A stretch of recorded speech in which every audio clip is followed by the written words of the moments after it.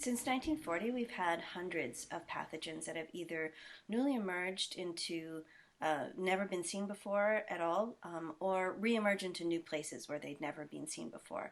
So we've had Ebola in West Africa, where it had never been seen before, Zika in the Americas, where it had never been seen before, new kinds of tick-borne diseases, new kinds of mosquito-borne illnesses, new kinds of antibiotic-resistant bacterial pathogens, and the list goes on and on. So the coronavirus we're seeing today is just the latest in a long line of pathogens that have been newly emerging, which is why this idea of a pandemic, this idea that a pandemic has been brewing, has been present in scientific communities and in among journalists like me who follow infectious diseases.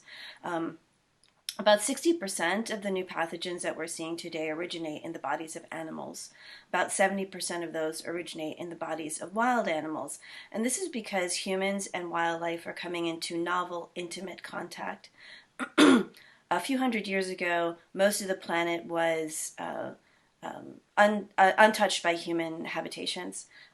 We occupied only a small part of the terrestrial surface of the planet. Today, our footprint is much larger. Over half of the planet is covered with our cities, our towns, our mines, our farms, etc. And that means that we've lost a lot of wildlife habitat. And that has precipitated a massive extinction crisis where we're losing 150 species every day. But it also means that the species that remain have to cram into ever smaller pieces of habitat we've left for them, little fragments that are more frequently in closer contact to where we live. And that facilitates the microbes in their bodies entering into our bodies, whether it's through facilitating the expansion of wildlife trade or hunting of animals or just casual contact. So if you cut down the trees where bats live far off, they don't just go away. They come and fly and live in your backyard and your garden and your farms instead. And that makes it much more likely that a microbe that lives inside of a bat will spill over into the human body. And we know that that's how the Ebola outbreak of 2014, 2015 started, which a single spillover event of a child who was playing near a tree where bats were known to roost. And that child became sick with Ebola, sickened his family, they sickened their healthcare workers, and on until we had this massive outbreak.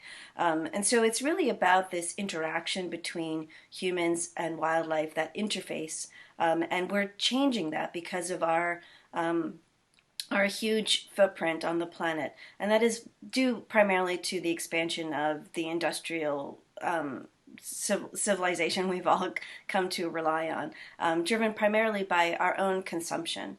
About 90% of the transformations in land use that have happened over the past decades are attributable to consumption, not population growth. Global populations have doubled, but our consumption has tripled over the last few decades.